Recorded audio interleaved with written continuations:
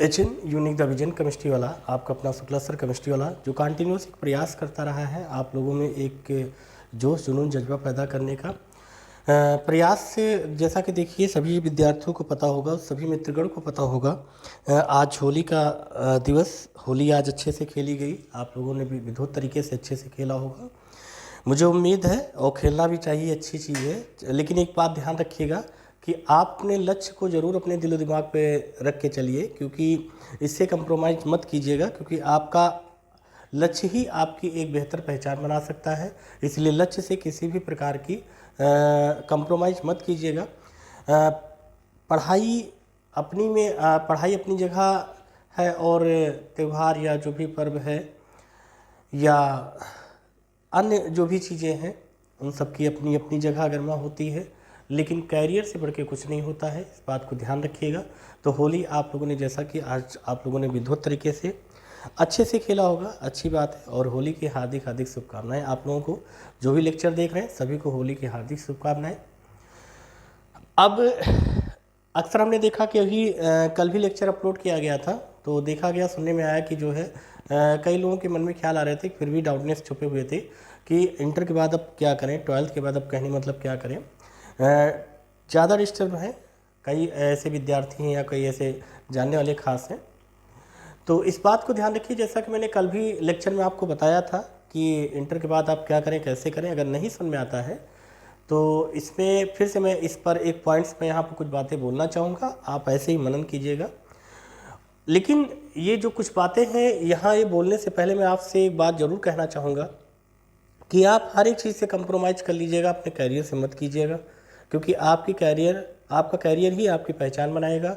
बाकी अन्य चीज़ें क्षणिक होती हैं, कुछ समय के लिए होती हैं, और क्षणिक भर के लिए वो सब सारी चीज़ें होती हैं, जो भी हो।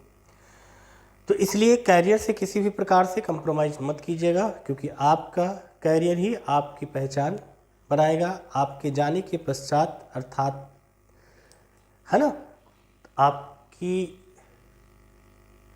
का लक्ष्य आपके द्वारा किया गया वो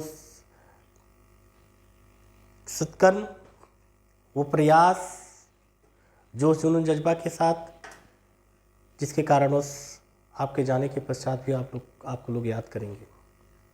क्योंकि इंसान जाने के बाद सिर्फ एक यादों के, इंसान की सिर्फ यादें रह जाती हैं।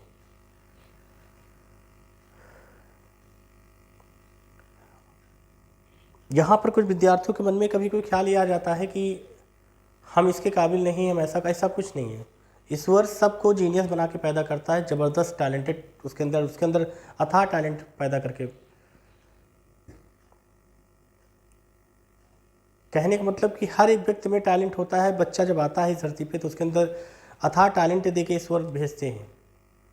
सॉफ्टवेयर में छेड़खानी यही होती, घर या स्कूलों में होती है। कहने मतलब आपके अंदर कई प्रकार की शक्तियाँ विद्यमान हैं, आप जैसा चाहते हैं आप वैसा बन सकते हैं। मेरी इस बात को मनन कीजिएगा, मंथन कीजिए। मैं फिर से बोला हूँ कि कुछ बातें बोलने से पहले मैं यहाँ पर एक बात ज़रूर कहूँगा कि आप जैसा चाहते हैं आप वैसा बन सकते हैं।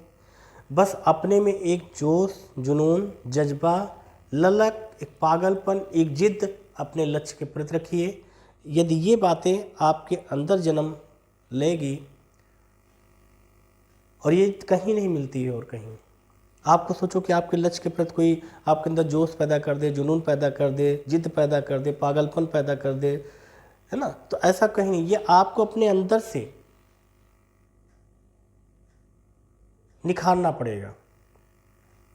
पहली चीज़, आप ये चीज़ कंठस्थ कर लीजिए कि आप जो बनना चाहते हैं वो बन सकते हैं। अपना एक लक्ष्य निर्धारित कर लीजिए। फिर लास्ट में भी मैं एक चीज़ बोल दूंगा कि लक्ष्य में अगर ये ऐसा करते हैं तो ज़्यादा बेहतर है मेरी समझ से। बाकी आप लोग जैसा चाहें वैसा लक्ष्य डिसाइड कीजिए।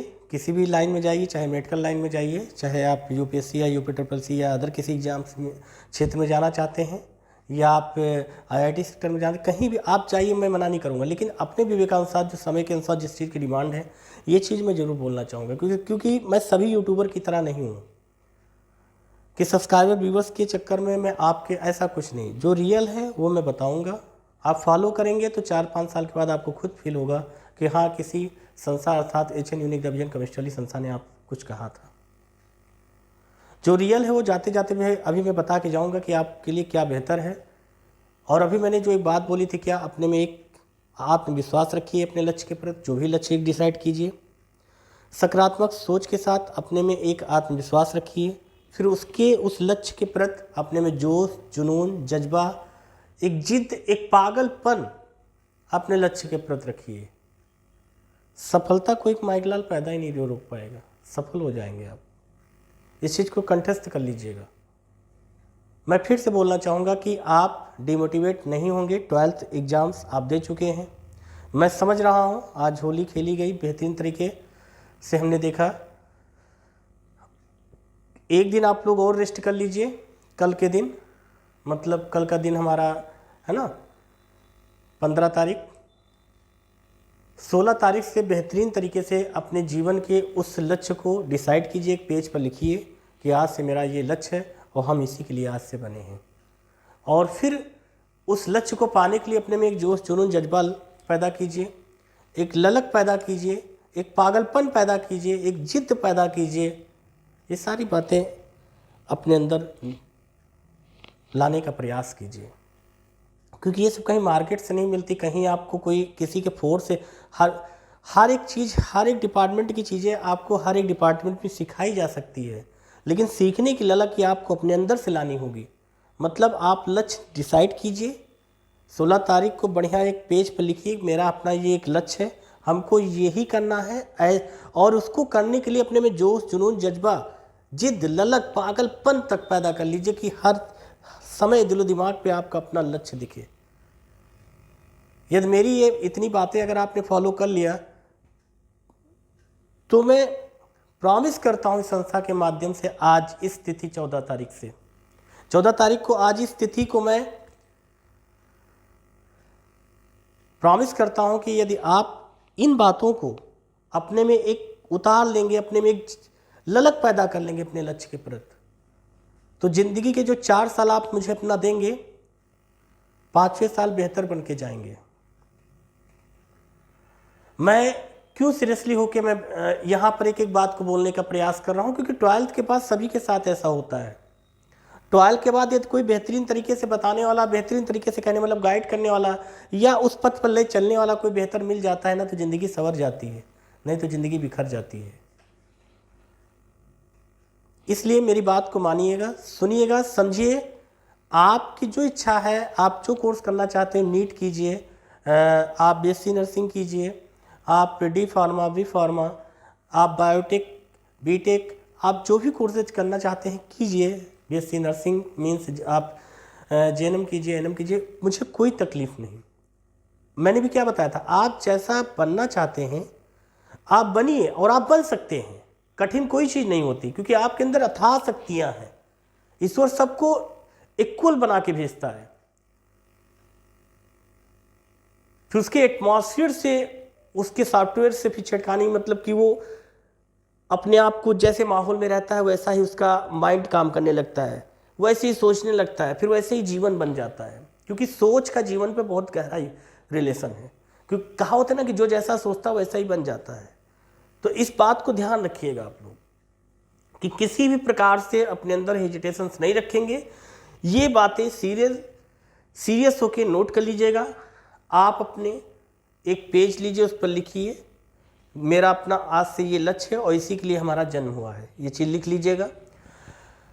कोई चीज़ कठिन नहीं है, हर एक चीज़ आसान है, आप सब कुछ कर सकते हैं। बस अपने आप को पहचानिए कि हम क्या हैं, अर्थात हम कर सकते हैं विधिवत। अगर किसी प्रकार की कहीं भी हेजिटेशंस आपको यदि फील होती है तो ये आपका अपना शुक्ला सर केमिस्ट्री वाला, इसको याद कीजिएगा।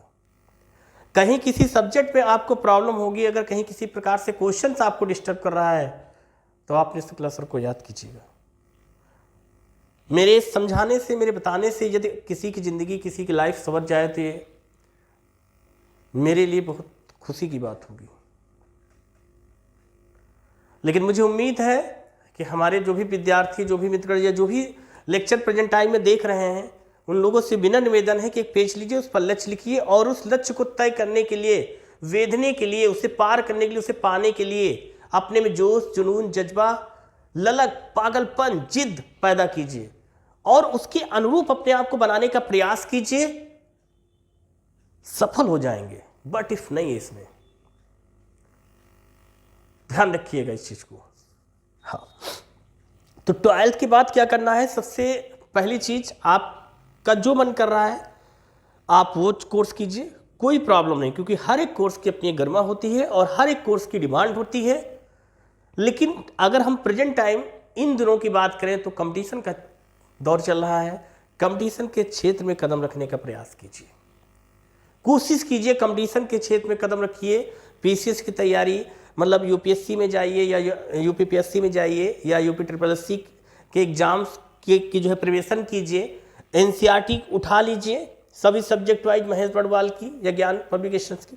अब वहीं से महेश बड़वाल की एनसीईआरटी को लेकर शुरुआत कीजिए सब्जेक्ट वाइज, और पूरी एनसीईआरटी को पढ़ लीजिए।